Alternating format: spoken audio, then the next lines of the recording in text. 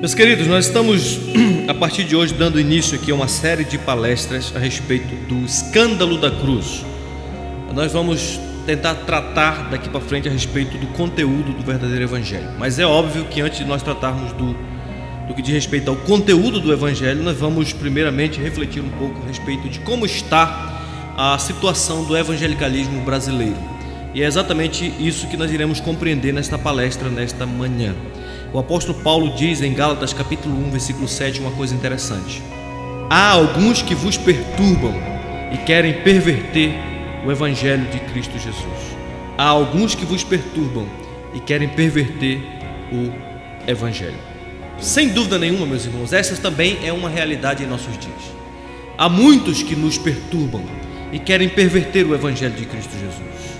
Eu acho muito interessante porque a palavra de Deus afirma que Paulo, quando estava viajando para a cidade de Corinto, ele tomou uma firme decisão de concentrar a sua pregação em um tema específico do evangelho. Ele diz o seguinte: olha, eu decidi nada saber entre vós, senão a Jesus Cristo e este crucificado.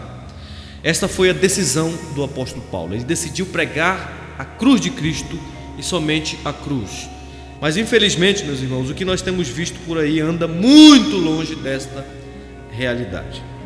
Muito longe.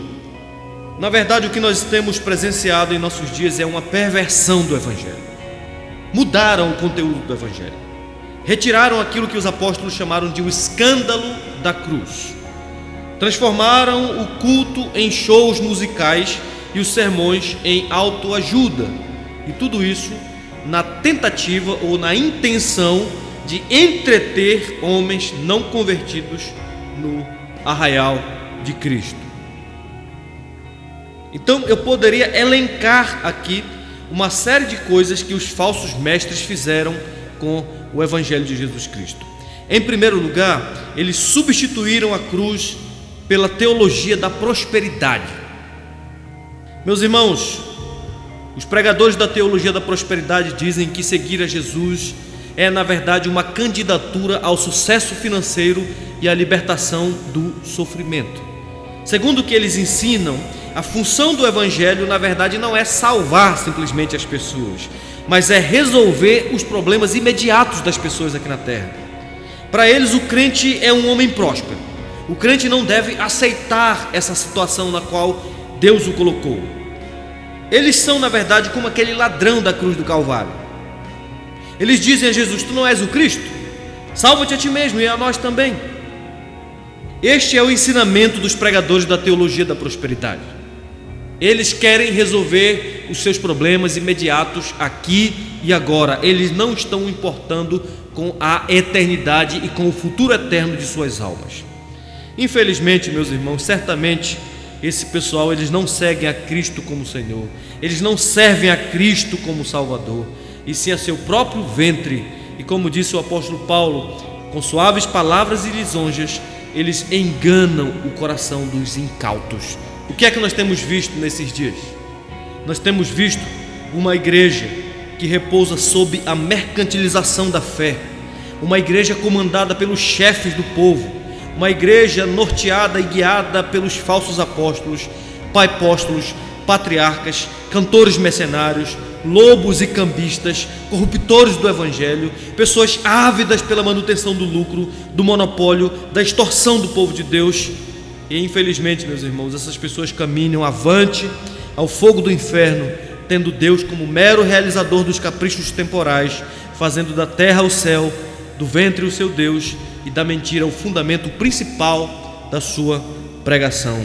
Esta é que é a grande verdade, porque eles substituíram a cruz pela teologia da prosperidade. Em segundo lugar, essas pessoas, elas querem novas revelações, mas elas não querem a revelação da palavra de Deus. E aqui eu me lembro dos judeus do passado, aquele pessoal que era desesperado por sinais e prodígios. O apóstolo Paulo diz em 1 Coríntios capítulo 1, versículo 20, que os judeus buscam sinais. Quem são essas pessoas? São aquelas pessoas que não estão satisfeitas com a simples exposição do evangelho.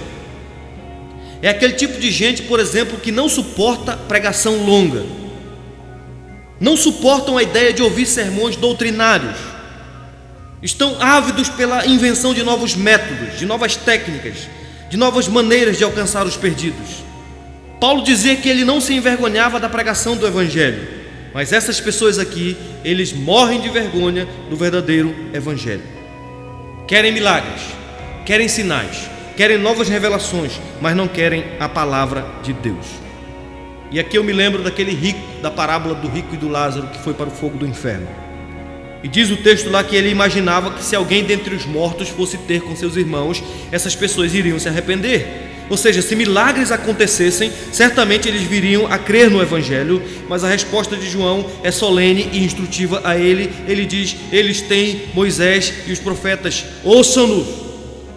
O que Jesus está querendo ensinar naquela parábola, meus irmãos, é aquilo que os apóstolos repetiram várias vezes, ou seja, que a revelação de Deus já nos foi dada uma vez por todas, e agora os homens na terra têm acesso a essa revelação, portanto eles possuem tudo o que eles precisam para escaparem da ira de Deus. E o que seus irmãos precisavam era, na verdade, dar ouvidos aos fiéis pregadores da palavra. Por isso que Abraão diz: ouçam-nos, porque se não ouve Moisés e os profetas, tampouco se deixarão persuadir, ainda que ressuscite alguém dentre os mortos. Mas sabe de uma coisa, meu irmão? Isso não está na moda hoje. Isso não serve hoje. Como disse John MacArthur, na igreja de hoje, tudo parece estar na moda, exceto a pregação bíblica. Agora, uma coisa que nós não podemos esquecer, meus irmãos, é que no último dia o Senhor Jesus virá com uma palavra dura de reprovação para aquelas pessoas que transformaram o Evangelho em fábulas engenhosamente inventadas.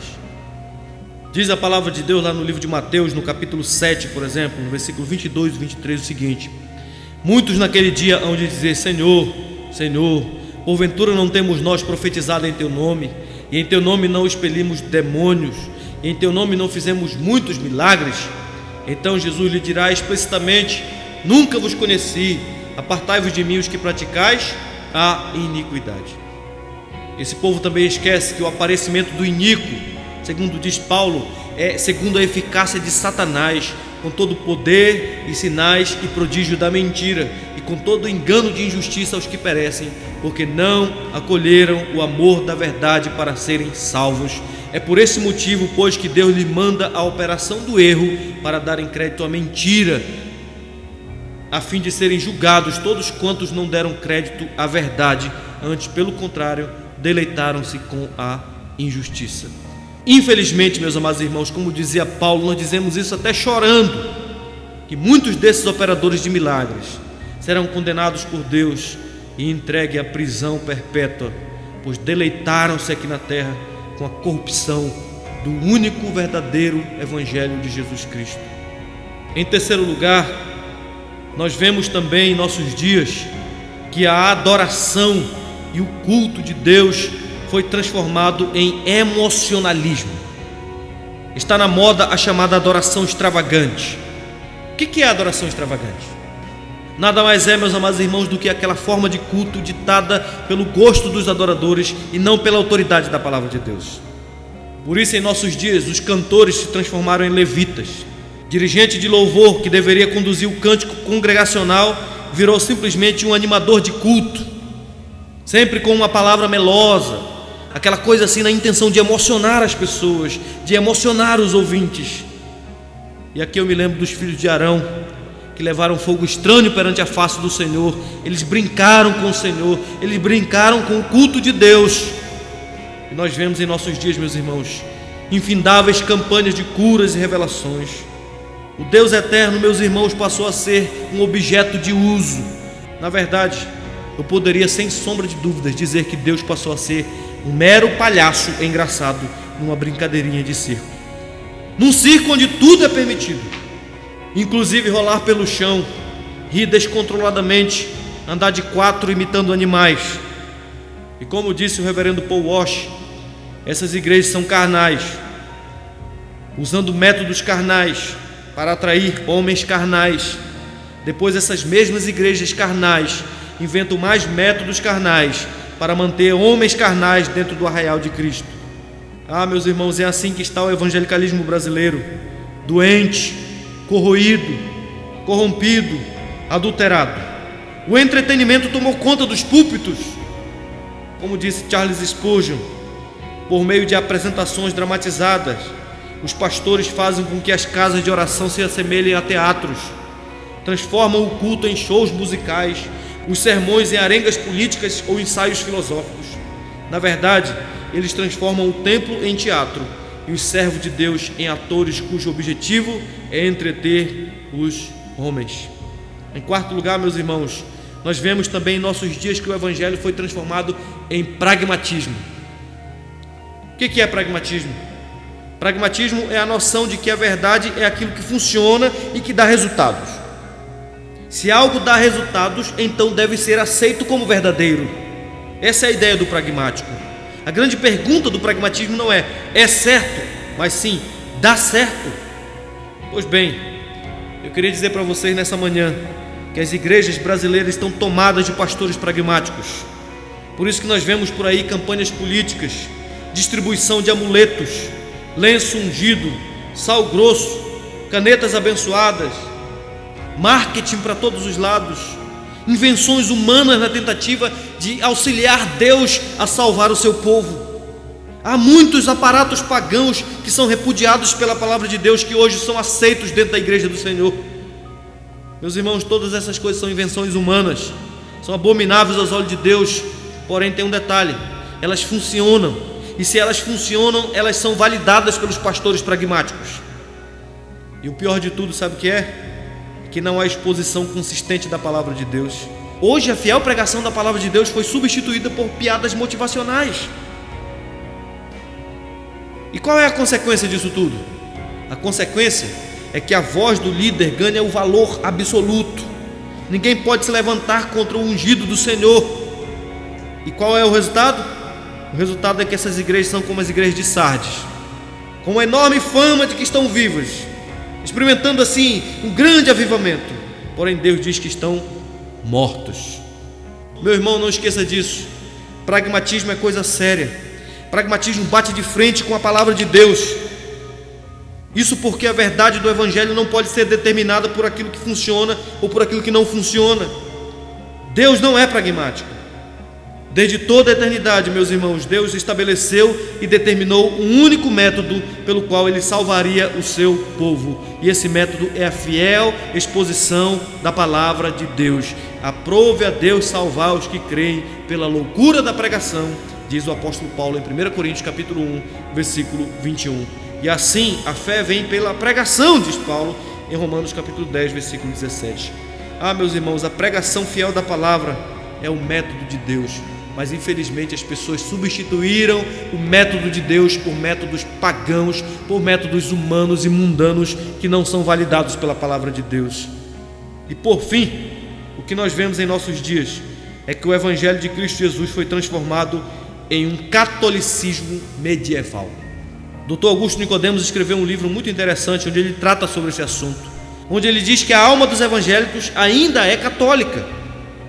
Ele diz o seguinte: olha, os evangélicos no Brasil nunca conseguiram se despir totalmente da influência do catolicismo romano, e nisso reside em parte a raiz da atual crise que os evangélicos experimentam. Meus irmãos, o que nós temos percebido é que o evangelicalismo brasileiro está atolado de paganismo transvestido de cristianismo. É por isso que você vai encontrar constantemente nos arraiais por aí uma enorme paixão por apóstolos, patriarcas, mediadores, objetos sagrados e outras amostras pagãs. Infelizmente, meus irmãos, o interesse pelo Evangelho foi perdido e o lucro financeiro se tornou a grande motivação dos pregadores de nossos dias. Como disse mais uma vez John MacArthur, infelizmente, hoje a pregação fiel da palavra está sendo descartada e menosprezada em favor de novos métodos, tais como dramatização, dança, comédia, grandiosas atrações, concertos populares e outras formas de entretenimento. Meus irmãos, a constatação que eu chego em conclusão aqui é que nós estamos longe da palavra de Deus. Estamos distantes daquilo que se chama de um verdadeiro evangelho. Infelizmente, nós perdemos o foco daquilo que os apóstolos entendiam como sendo o evangelho de Cristo Jesus. Estamos distantes daquele conteúdo que os reformadores resgataram e nos transmitiram a preço de muito sangue. Perverteram o Evangelho de Cristo Jesus.